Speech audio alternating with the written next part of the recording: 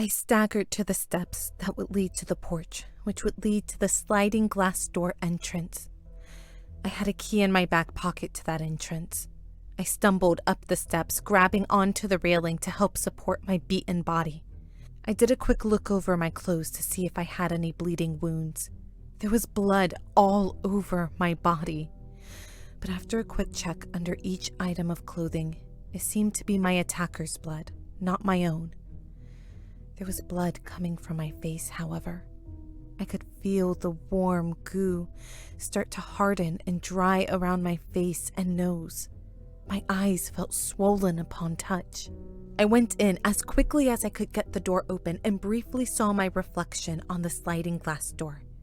I stopped, horrified. I was a crimson-drenched mess. I could barely recognize my face.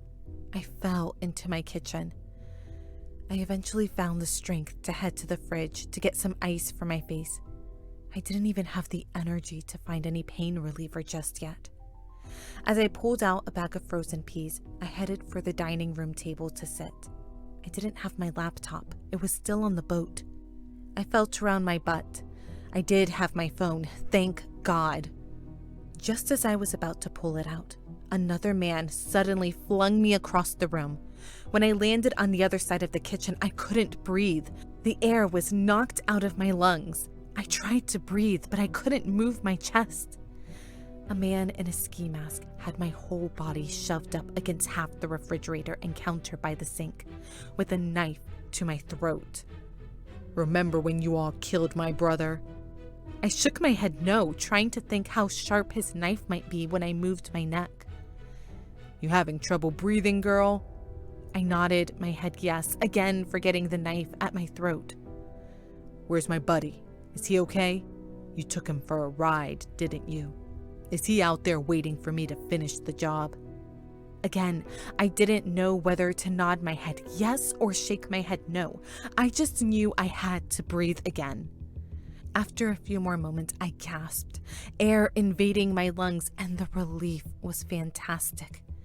Except for the thought that this man's knife might cut my throat merely by my taking in the wonderful air. While this man kept asking questions, I felt for the 9mm on my hip. It wasn't there. It must have fallen out while I was wrestling with the other attacker. Oh, crud! What more could go wrong? Then I remembered Corby.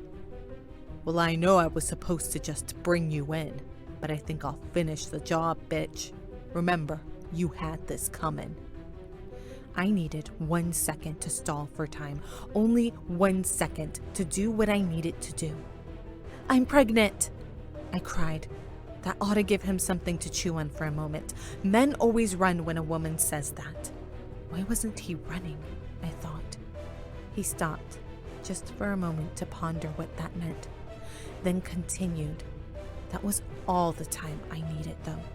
Just as I felt his cold, hard blade puncture my skin, my right hand grabbed one of the ninja knives on my butcher block.